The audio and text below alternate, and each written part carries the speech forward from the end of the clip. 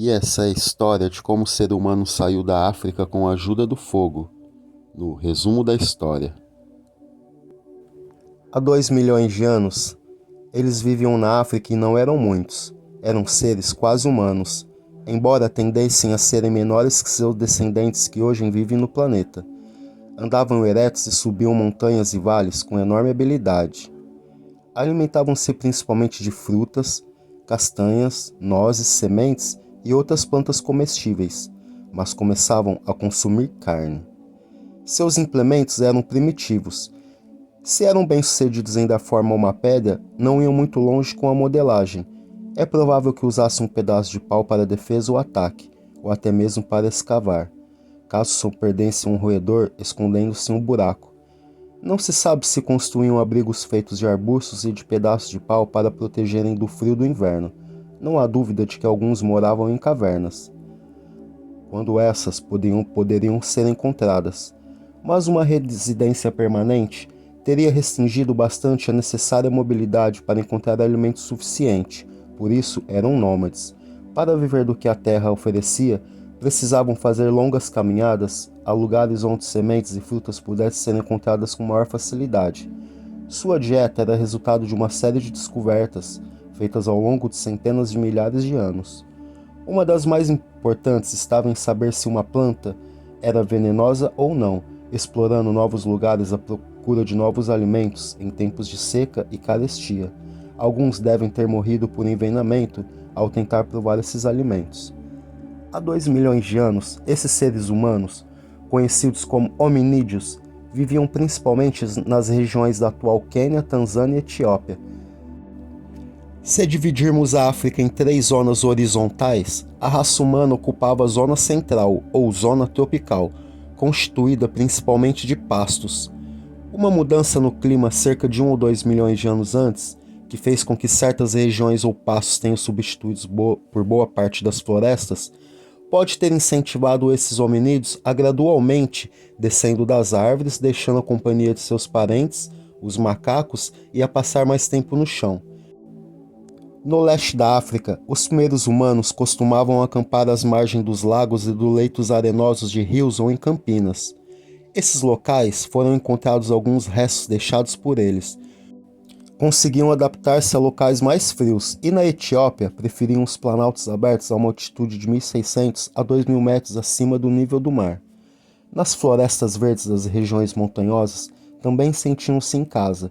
Sua adaptabilidade era impressionante. De modo geral, na impiedosa competição por sobreviver e multiplicar-se, os seres humanos tiveram sucesso. Nas regiões da África que habitavam, eram em número bem menor que as espécies de grandes animais, alguns deles agressivos. Ainda assim, os humanos prosperaram. Talvez as populações tenham se tornado muito numerosas para os recursos disponíveis na região, ou tenha havido um longo período de seca, e isso os tenha levado para o norte. Há forte indício de que em algum momento dos últimos 2 milhões de anos, eles tenham começado a migrar mais para o norte. O maior deserto do mundo, que se estende do noroeste da África para além da Arábia, pode por algum tempo ter impedido seu avanço. A estreita faixa de terra entre a África e a Ásia Menor, contudo, podia ser facilmente atravessada. Moviam-se em pequenos grupos, eram exploradores e colonizadores. Em cada região desconhecida, tinham de adaptar-se a novos alimentos e precaver-se contra animais selvagens, como insetos e cobras venenosas.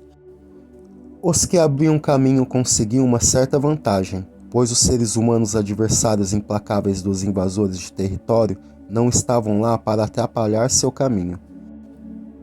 É possível que um grupo de talvez 6 ou 12 pessoas avançasse uma pequena distância e decidisse se estabelecer naquele lugar.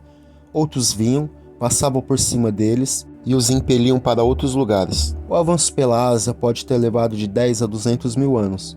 Montanhas tinham que ser escaladas, pântanos vencidos, rios largos, gelados e de fortes correntezas tinham de ser atravessados.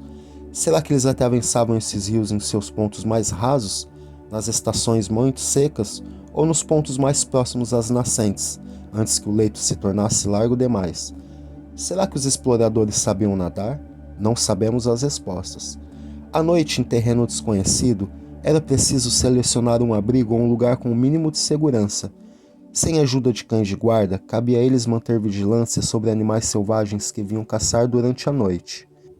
No decorrer dessa lenta migração, a primeira de muitas na história da raça humana, esses povos originários dos trópicos avançaram para territórios bem mais frios, jamais conhecidos por qualquer um dos seus ancestrais. Não se sabe ao certo se conseguiam aquecer-se ao fogo nas noites frias. É provável que quando caia um raio nas proximidades, ateando fogo à vegetação, eles apanhassem um galho em chamas e o transportassem para outro lugar. Quando o galho estava quase todo queimado e o fogo quase por extinguir, juntavam-lhe outro galho. O fogo era tão valioso que era tratado com maior cuidado, mas mesmo assim ele ainda poderia ser apagado por uma chuva forte ou falta de madeira seca ou gravetos. Enquanto conseguiam manter o fogo, devem tê-lo levado em suas viagens como objeto precioso, como faziam os primeiros nômades australianos. A habilidade de produzir fogo, em vez de obtê-lo ao acaso, veio bem mais tarde na história humana. Com o tempo, os humanos conseguiam produzir uma chama através do atrito e do calor provocados ao esfregar-se dois pedaços de madeira seca. Podiam também triscar um pedaço de pirita ou de outra rocha adequada, e assim provocar uma faísca. Em ambos os processos eram necessários gravetos muito secos e o domínio da arte de soprar delicadamente sobre os gravetos em chamas. O emprego habilidoso do fogo, resultado de muitas ideias e experiências durante milhares de anos, é uma das conquistas da raça humana. A genialidade da maneira com que era empregado pode ser vista na forma de vida que sobreviveu até o século XX em algumas regiões remotas da Austrália.